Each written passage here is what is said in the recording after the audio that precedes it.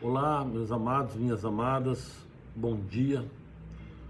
Estamos começando aqui mais uma mensagem bíblica do Quem Tem Sede Venha. Eu espero poder trazer uma mensagem de conforto para o seu coração. Espero que a palavra de Deus hoje ministrada através da minha vida possa te trazer um conforto, um consolo, principalmente você que está se sentindo oprimido.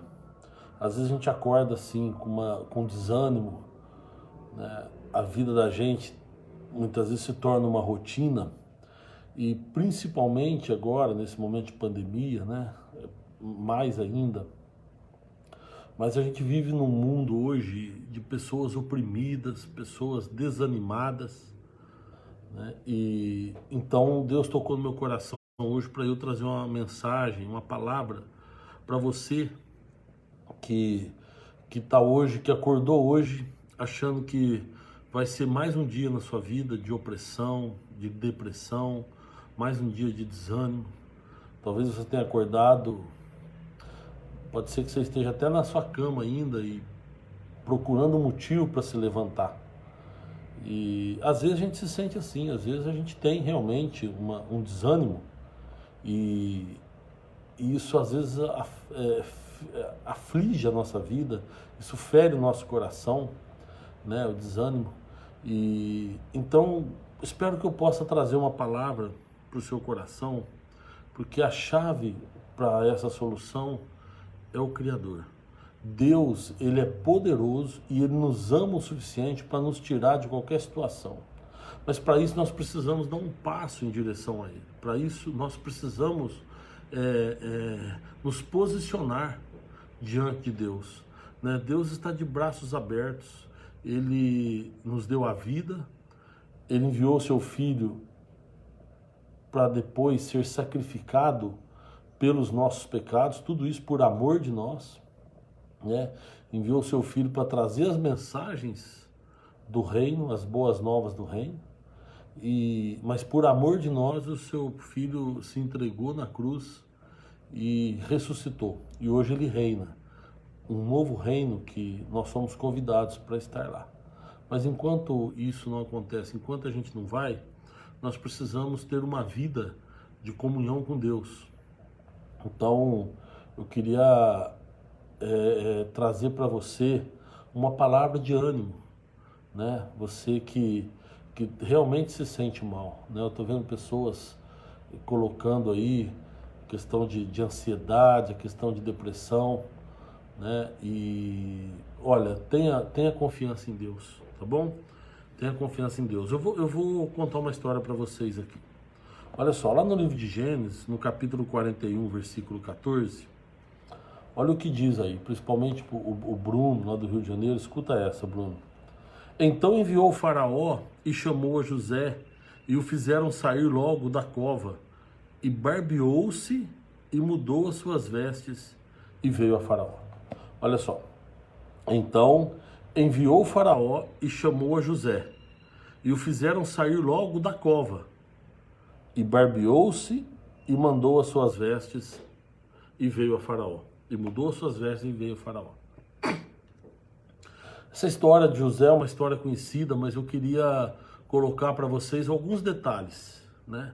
Vocês viram que o faraó manda chamar José, e ele estava numa cova. Onde ele estava? Ele estava, na verdade, encarcerado. Ele estava em um cárcere já havia muitos anos, muitos anos.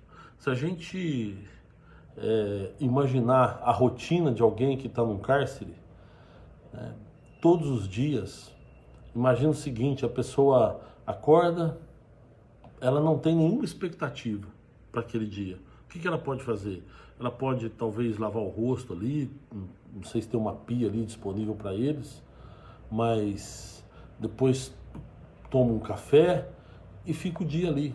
Espera o momento de sair para tomar um sol, volta, almoça, tem um momento que vai tomar um banho, provavelmente gelado, depois tem o jantar e, enfim, fica esperando o sono chegar, dorme e no outro dia acorda e a rotina é a mesma.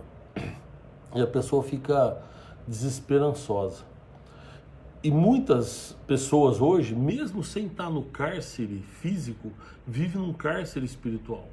Muitas pessoas vivem nesse cárcere, por quê? Porque a opressão maligna, ela toma conta da vida da pessoa. Então a gente fica assim, oprimido, depressivo, né? Com ansiedade. E muitas vezes é um problema espiritual, muitas vezes a gente não sabe, mas é algo que o maligno coloca na vida das pessoas justamente para causar esse desânimo. Justamente para trazer essa pessoa para baixo e segurar ela na lona e não deixar levantar. Mas eu quero dizer para você o seguinte, se você comparar a nossa vida com uma luta, você sabe que comparar com uma luta de boxe, por exemplo, o lutador ele pode até cair, mas a luta não termina quando ele cai. A luta só termina quando ele não levanta. Então, se você está se sentindo na lona, se você está se sentindo no chão, se você caiu e acha que acabou, não faça isso. Anime-se e levante, porque a luta vai continuar. Se você estiver de pé, a luta vai continuar. E olha só, José, ele estava no cárcere, ele estava numa prisão e acordou um dia como qualquer outro. Ele ia participar da rotina dele, né? Mas como é que ele chegou até aqui? Eu queria contar um pouco a história de como nós chegamos nesse momento da história, né?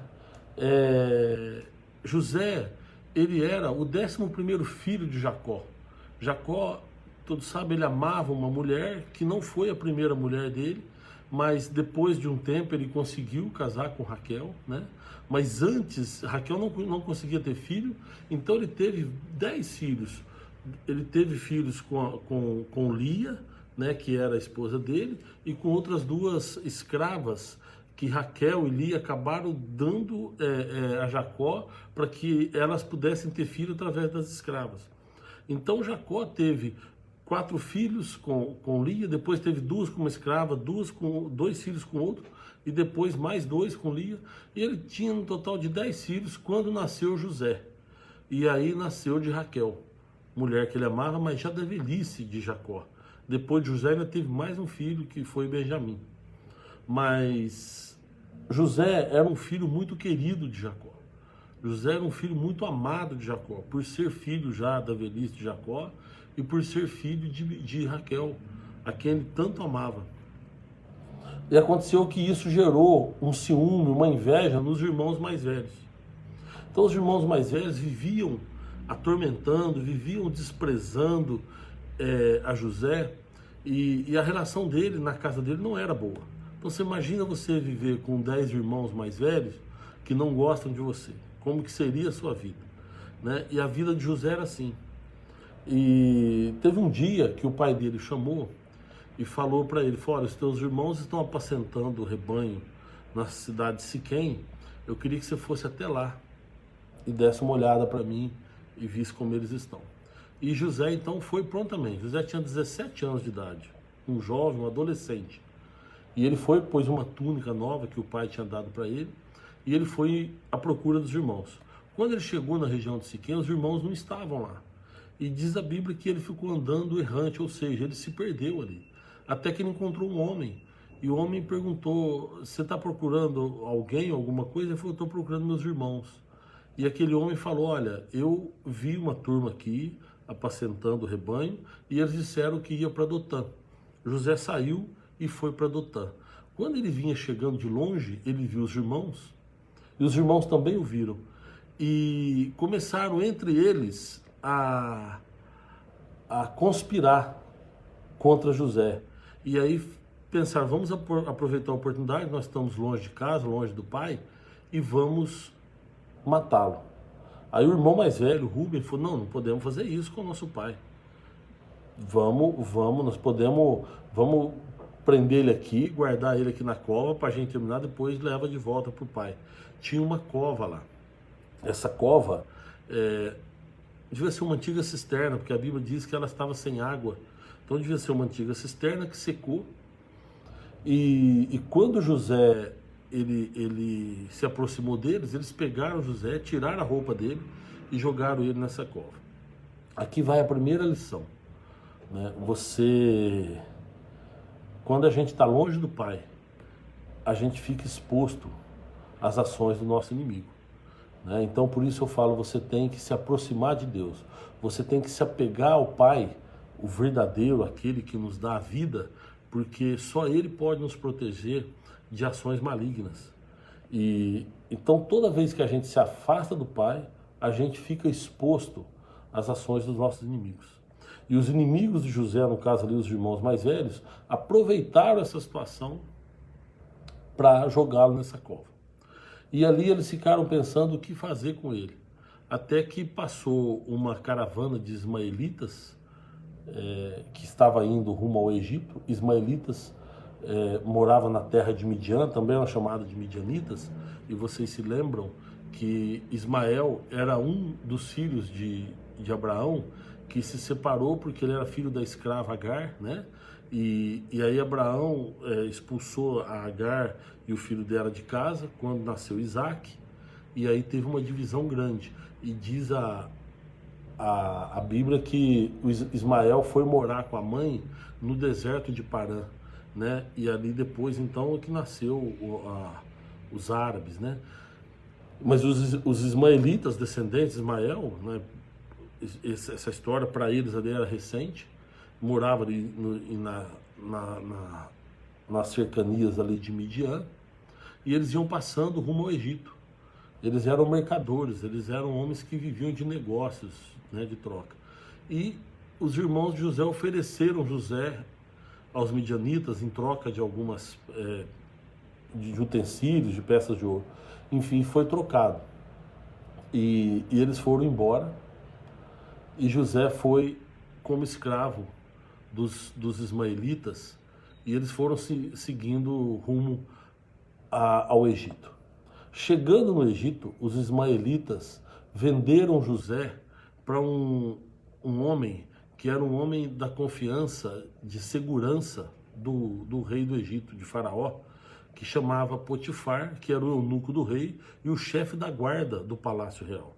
Era um homem com uma patente muito alta, um homem com muito poder no Egito, e ele tinha a sua casa, e ele tinha escravos na sua casa ao seu serviço. E ele comprou José para trabalhar na sua casa como escravo. E a Bíblia diz em vários momentos aqui, pelo menos em 3 deles, fala, e Deus era com José. José, ele era um menino muito fiel, muito leal a Deus, leal aos seus princípios. E com 17 anos ele chega para trabalhar como escravo, então, na casa de Potifar, no Egito, o eunuco do faraó. E ali ele fica um certo tempo. E como ele era um moço vistoso, um moço jovem, forte, a esposa de Potifar se interessou por ele e começou a dar em cima dele. E ele disse para ela, falou, olha, o seu marido confia demais em mim, né? A Bíblia diz que Potifar deixou tudo nas mãos de José. Ele viu algo em José diferente, que gerou confiança nele. José cuidava de toda a casa dele, ele era um governante ali da casa, né? E a esposa de Potifar, dando em cima de José, ele falou, olha, o seu marido confiou tudo em mim. E ele me disse que eu tenho liberdade de tocar em qualquer coisa nessa casa, de fazer qualquer coisa, menos de tocar na senhora. Então eu jamais vou cometer uma traição dessa com um homem que confia tanto em mim. E aí aconteceu que a esposa de Potifar ficou inconformada com aquilo. E ela ficou durante muito tempo, né, rondando ali José. Até que um dia ela agarrou José e tirou a roupa de José, tirou a túnica de José, e José, apavorado, saiu gritando, saiu correndo, e as roupas dele ficaram na mão dela. E ela, para não ser envergonhada, quando viu que ele saiu correndo pela casa e que estava exposta ali uma situação que a deixaria com muita vergonha, ela começou a gritar e acusar José de tentativa de estupro, né? De tentativa de assédio, né? Começou a gritar e falou que José que tentou agarrar ela. Naquele momento, não sei, talvez Potifar até conhecesse a esposa e soubesse dos problemas dela, mas ele precisava tomar uma decisão. que não também colocasse também em risco a autoridade que ele tinha, né, diante daquela situação. E ele então mandou prender José e colocou José no cárcere real, que era a cova, que nós lemos aqui no começo. E quando ele coloca José naquela cova, ele encarcerou José, né? O José vai para o cárcere, lá tem muitos presos. José chegando lá, mais uma vez a Bíblia diz que Deus era com José. O chefe do cárcere foi com a cara de José, gostou de José e colocou José para ajudá-lo. Então José que levava comida para os presos, José fazia tudo ali, todo o serviço do cárcere era feito por José, né? Então você veja bem, José, ele vendido pelos irmãos, né? Primeiro, na casa dele ele devia ter uma vida terrível, porque os irmãos não gostavam dele. Aí depois ele é jogado numa cova, né? Ele fica lá, imagina o desespero de um menino de 17 anos, numa cova sem saber o que fazer. Aí ele é vendido para um povo inimigo do povo dele, para os ismaelitas. Aí quando ele chega no Egito, um país que ele não conhece, que ele não sabe, não conhece cultura, não conhece nada, ele é vendido de novo como escravo. Ou seja, vai gerando nesse menino uma desesperança. Que esperança ele poderia ter? A única coisa que a gente sabe aqui é o seguinte: José era sonhador, né? Ele sonhava e interpretava sonhos. Mas ele ficou no cárcere. Se a gente pegar do tempo em que ele foi vendido, com 17 anos, até o tempo em que nós lemos aqui no começo, no versículo 14, que foram buscar no cárcere, foram 13 anos. Então nesses 13 anos a gente não sabe o tempo exato que ele ficou como escravo e o tempo que ele ficou no cárcere. Mas o que se sabe é que foi mais de 2 anos com certeza. Por quê?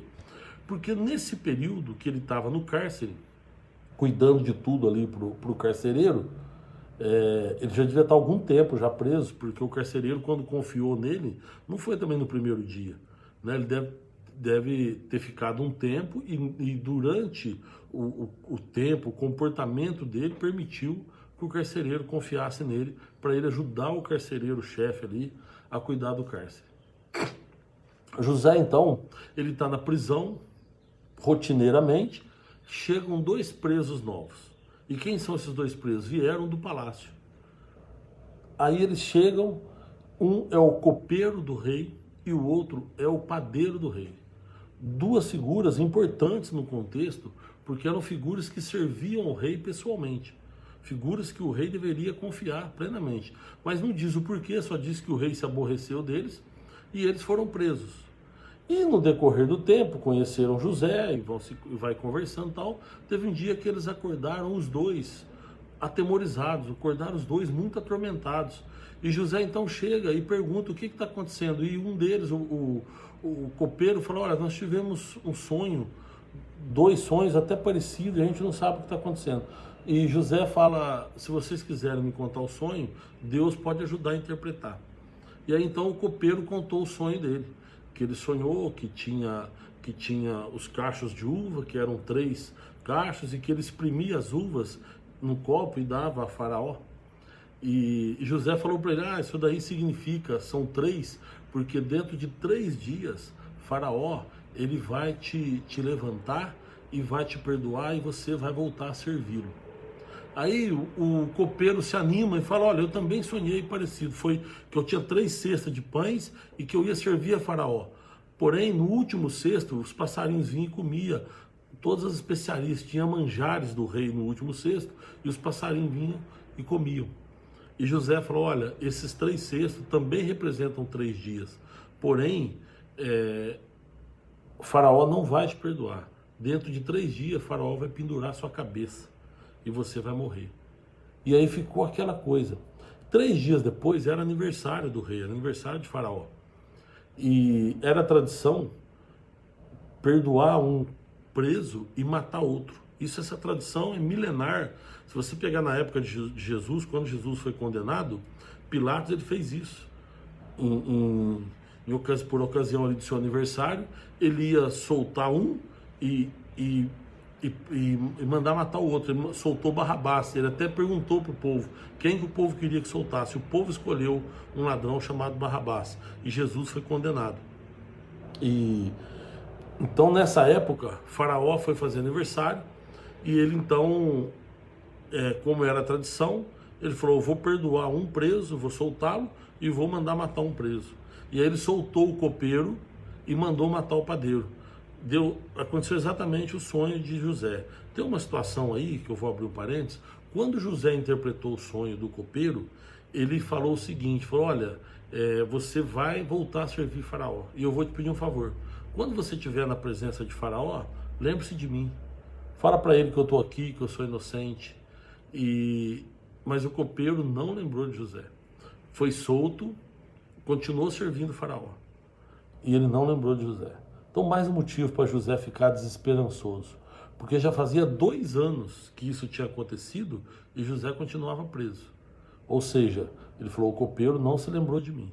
Fazia 2 anos que o copeiro tinha sido solto e fazia 2 anos que o padeiro tinha sido morto e José continuava na prisão. Mas ele continuava leal aos seus princípios, fiel e trabalhando ali, ajudando o carcereiro-chefe a cuidar dos presos que estavam ali. Mas acontece que depois de 2 anos, Faraó teve um sonho. Ele sonhou um sonho que ficou famoso, que fala das 7 vacas gordas, das 7 vacas magras, por isso que hoje tem essa expressão, tempo das vacas gordas e tempo das vacas magras.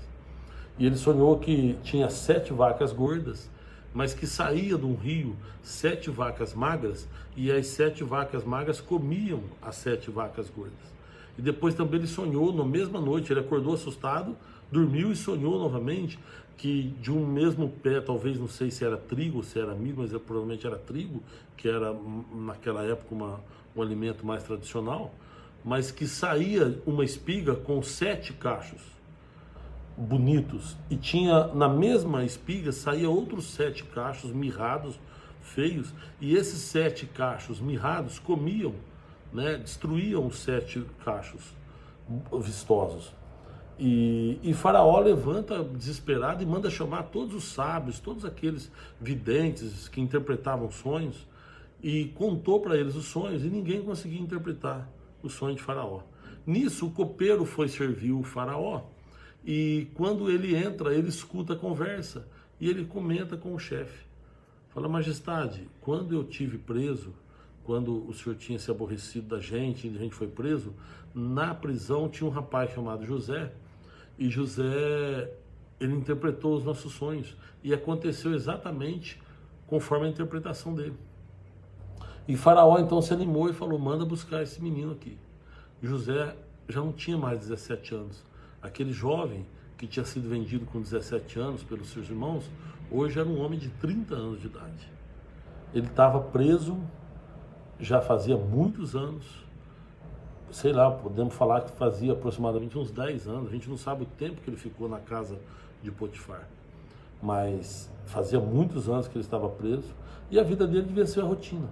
A vida dele devia ser, no cárcere, aquela rotina de levantar cedo, de cuidar ali dos presos, de levar a alimentação, de provavelmente limpar as celas, enfim, cuidar daquela situação ali. E a rotina diária. Ele dormia, acordava, E pode ser que você hoje esteja nessa situação, numa rotina em que te leve a uma depressão. Você talvez esteja hoje numa opressão, como nós vimos aqui, o Bruno já escreveu aí para nós, que ele está nessa situação. Pode ser que você esteja passando por isso. Pode ser que a tua vida esteja numa rotina tão desfavorável, que você esteja tão desanimado com a vida, e que você não tenha a menor esperança do que pode acontecer. Pode ser que você esteja realmente numa situação que fala assim: puxa, a minha vida não tem mais para onde ir. Mas eu quero dizer a você que se você entregar a sua vida a Deus, se você confiar em Deus, a tua sorte pode mudar. Como aconteceu com José. José um dia dormiu e acordou imaginando o seguinte: mais um dia de rotina, como tem uma música do Roberto Carlos, mais um dia de rotina. Mas quando ele acordou com algo diferente acontecendo. Ele acordou com guardas o chamando e falando: José, levanta, se arruma, porque Faraó quer te ver. Aquele dia foi um dia diferente na vida de José. Mas se você pegar aí desde o capítulo 37 de Gênesis até esse momento, você vai ver que José sempre foi fiel, sempre foi leal. E acordou um dia diferente. E aí então a Bíblia fala que ele barbeou-se. Então provavelmente ele tomou um banho lá, frio, não sei, e se vestiu, barba feita, e foi se apresentar a Faraó. E chegou lá, Faraó falou para ele: é que eu tive um sonho, e esse sonho é assim, assim, assim. E José falou: a Deus pertence a interpretação dos sonhos.